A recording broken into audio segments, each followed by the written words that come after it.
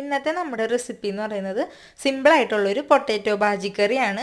ഇതിനധികം ingredients ഒന്നും വേണ്ട, എന്നാൽ വളരെ എളുപ്പത്തിൽ ഉണ്ടാക്കിയെടുക്കാൻ പറ്റിയ ഒരു ഡിഷാണ്.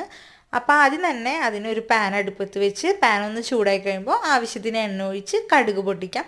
കടുക് പൊട്ടിക്കഴിയുമ്പോൾ ഉഴുന്ന് പരിപ്പ് ഇട്ട് കൊടുക്കാം. ഉഴുന്ന് പരിപ്പ് ജസ്റ്റ് ഒന്ന് ചൂടായാൽ മതി, മൂത്ത് പോയി അതിൻ്റെ കളർ മാറാൻ നിൽക്കണ്ട. ജസ്റ്റ് ചൂടായി കഴിയുമ്പോൾ നമ്മൾ കട്ട് ചെയ്ത് വെച്ചിരിക്കുന്ന ഇഞ്ചി ആഡ് ചെയ്ത് കൊടുക്കാം.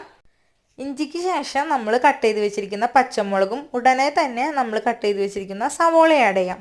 ഞാനിവിടെ 2 വലിയ പൊട്ടാറ്റോ ആണ് എടുത്തേക്കണേ. അപ്പോൾ അതിന് വേണ്ടിയിട്ട് 2 സവോളയാണ് എടുത്തേക്കണേ. അപ്പോൾ ഒരു പൊട്ടാറ്റോയ്ക്ക് ഒരു സവോള എന്ന രീതിയിൽ എടുക്കുന്നതായിരിക്കും ഈ കറിക്ക് കൂടുതൽ ടേസ്റ്റ്. പിന്നെ ശ്രദ്ധിക്കേണ്ട കാര്യം, സവോള അധികം വഴഞ്ഞു പോകരുത്. അതുകൊണ്ട് തന്നെ സവോള ഇട്ട ഉടനെ തന്നെ കറിവേപ്പിലയും ആവശ്യത്തിന് ഉപ്പും മഞ്ഞൾപ്പൊടിയും ആഡ് ചെയ്ത് കൊടുക്കുന്നുണ്ട്. മഞ്ഞൾപ്പൊടിയുടെ ആ ഒരു പച്ചമണം പോകുന്ന വരെ മാത്രം വഴറ്റിയാൽ മതി, അല്ലാതെ ഓവറായിട്ട് സവോള കുക്ക് ചെയ്യേണ്ട ആവശ്യമില്ല. ശേഷം നമ്മൾ ബോയിൽ ചെയ്ത് വെച്ചിരിക്കുന്ന പൊട്ടാറ്റോ കൈക്ക് ചെറുതായിട്ട് ഒന്ന് ഉടച്ചിട്ട് ആഡ് ചെയ്ത് കൊടുക്കാം.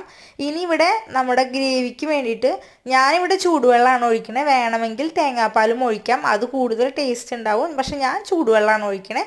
പിന്നെ നമുക്ക് വേണ്ടത്ര മല്ലിയില ആഡ് ചെയ്ത് മിക്സ് ചെയ്ത് കൊടുക്കാം. തിക്നെസ്സൊക്കെ നമ്മുടെ ഇഷ്ടമാണ്. എനിക്ക് ഇത്തിരി തിക്കായിട്ടിരിക്കുന്നതാണ് ഇഷ്ടം. പിന്നെ കറി ചൂടായി കഴിയുമ്പോൾ കൂടുതൽ തിക്കായി പോവും, അപ്പോൾ അതൊന്ന് ശ്രദ്ധിച്ചോളൂ. അപ്പോൾ ഇത് പൂരിയുടെയും ചപ്പാത്തിയുടെ ഒക്കെ കൂടെ അടിപൊളിയാണ് കഴിക്കാൻ.